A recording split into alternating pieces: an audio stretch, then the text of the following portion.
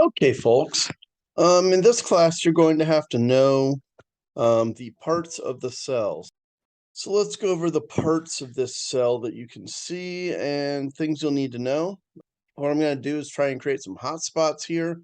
They'll let you jump to specific parts of the video, so you don't have to watch the whole thing if you just want to find out about the smooth ER, say, or just want to find out about the mitochondria. Let's now move on to the stuff you see here in blue.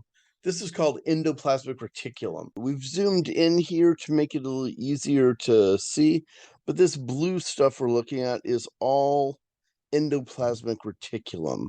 The ER is like a bunch of flattened tubes made out of membranes.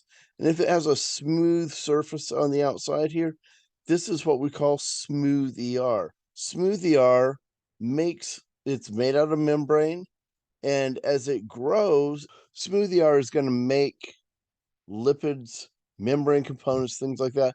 It also will make chemicals that detoxify drugs, that detoxify alcohols for us.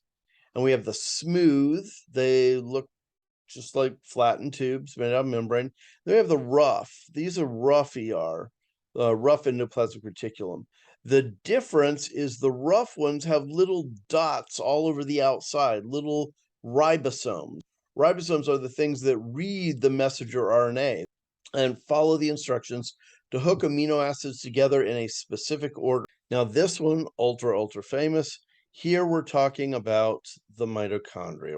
Ever since middle school, everybody's like, oh, the power plant of the cell. It's much more that way than you could possibly imagine. In 2004, a hurricane took out the power at my house, and we went 2 weeks without power. If someone had at that time given me wood or coal and said, here, your power plant is out, so we're giving you some energy, I couldn't do much with it. That energy wouldn't run my air conditioner, it wouldn't run my refrigerator, it wouldn't make the lights in the living room work. There's not much I can do with coal. My house is powered by electricity. The power plant up the road is a coal-fired power plant. So even though I couldn't use a lump of coal very well for energy, they can. It takes coal, it combines the coal with oxygen, we call that burning, and when it does, a lot of energy is released. So the coal-fired power plant, you combine the coal with the oxygen, it releases a bunch of heat energy, and that's used to make electrical energy. It's an energy source that my house uses. Well, your mitochondria are kind of the same. You take glucose, that's an energy source that most of the cell can't use very well. But mitochondria can take that sugar and combine it with oxygen. And in doing so, release lots of energy that will use to power the making of ATP, adenosine triphosphate. That's an energy-rich chemical that can serve as an energy source for most of the reactions in the cell. Most things in the cell are powered by ATP.